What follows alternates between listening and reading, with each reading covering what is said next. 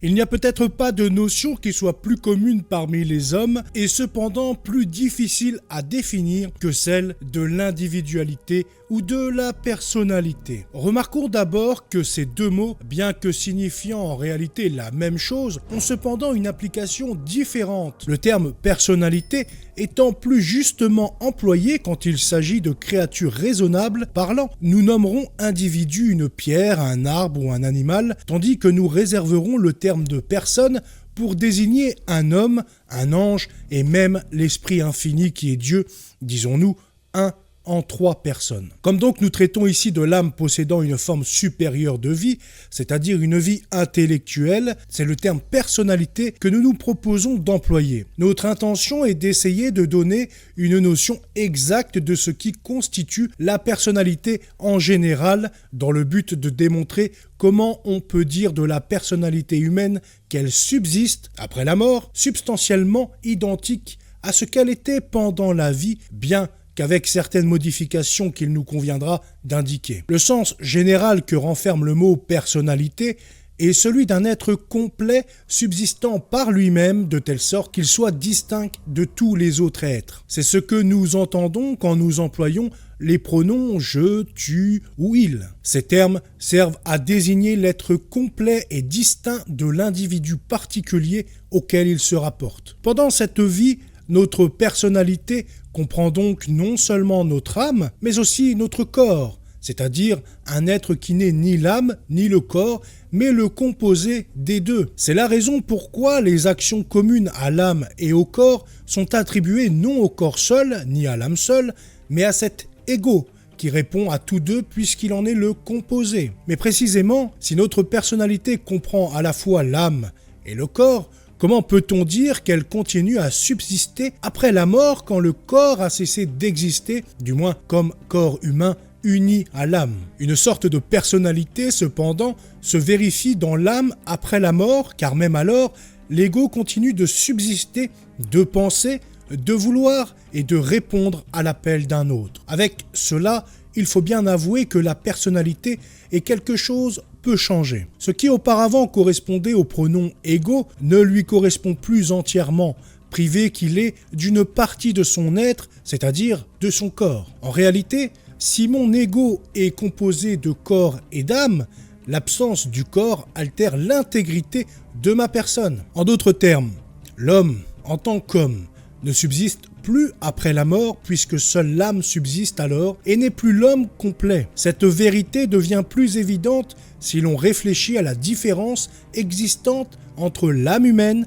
et la substance angélique. Il est de nature d'un ange d'être non seulement exempt de toute matière, mais encore de toute union substantielle avec la matière. L'âme humaine, au contraire, bien qu'immatérielle en elle-même, a une relation nécessaire à la chair et au sang, c'est-à-dire à un corps humain déterminé. La nature même n'exige pas à la vérité d'être unie positivement à son corps puisqu'elle peut exister séparée de lui, mais il est de son essence d'être destinée à une union substantielle avec lui. L'âme humaine est une substance unique en son genre qui ne peut venir à l'existence sans être reçue dans un corps déterminé qui devient par là son propre corps. Elle n'a pas la perfection de sa nature si, en fait, elle est séparée de lui. Il suit de là que l'ego de l'homme est une chose différente de celui de l'ange. L'ego de l'ange ne connaît jamais de changement, tandis que l'ego de l'homme subit, à la mort, une profonde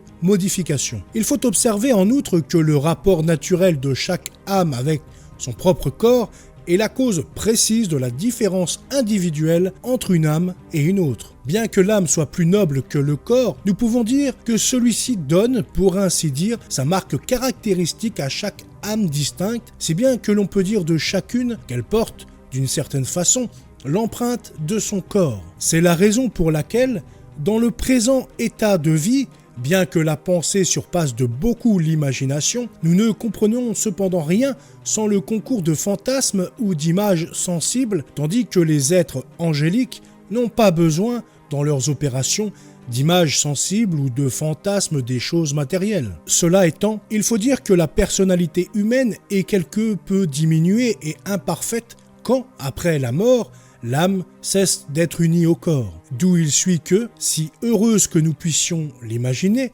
une âme désincarnée n'a cependant pas toute la perfection de sa nature, puisqu'elle conserve, envers son corps, un vif désir de réunion. L'âme humaine n'aura le complément substantiel qui contentera pleinement sa nature qu'à la résurrection de la chair. Dante a très bien déclaré cette vérité dans ses vers sublimes. Lorsque l'âme aura revêtu, à la résurrection, la chair glorieuse et sainte, plus étant complète, plaira à notre personne. Deux conclusions suivent ici de soi. La première est qu'il est impossible d'admettre en nous l'existence d'une seconde personnalité contenue dans la première, d'une personnalité que l'on pourrait imaginer comme étant inférieure à la première et d'une certaine façon indépendante de celle-ci. Ce rêve, il est vrai, est bien à la base de toute doctrine spirite et théosophique.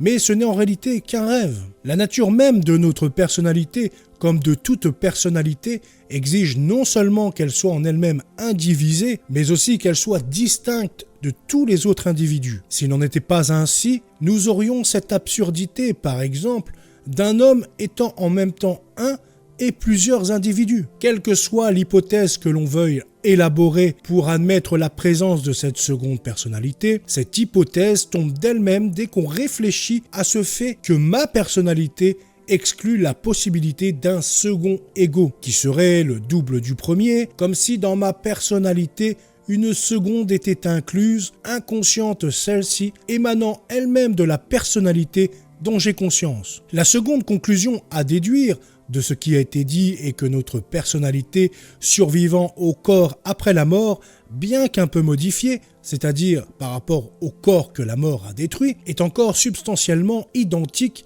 à la personnalité que nous avons pendant la vie. Cet ego qui maintenant témoigne de l'identité de ma personnalité pendant la vie présente sera le même ego qui subsistera après ma mort. Comme la présence d'un autre ego, outre l'ego conscient, impliquerait la destruction de celui-ci, de même après la mort, un autre ego ne pourrait faire suite à l'ego présent sans que celui-ci cessât d'être. Il faut donc tenir pour une vérité psychologique fondamentale et indiscutable que de même qu'une seule personnalité existe pendant la vie dans chaque individu de la race humaine, de même aussi, après la mort, cette même personnalité continuera à subsister identiquement la même, sauf que l'absence du corps y amènera, comme nous l'avons dit, un certain changement. Oui, il n'y a en chaque homme qu'une personnalité, et celle-ci est destinée à durer toujours. La doctrine ci-dessus exposée doit être confrontée avec l'hypothèse bien connue des savants modernes qui proclament l'existence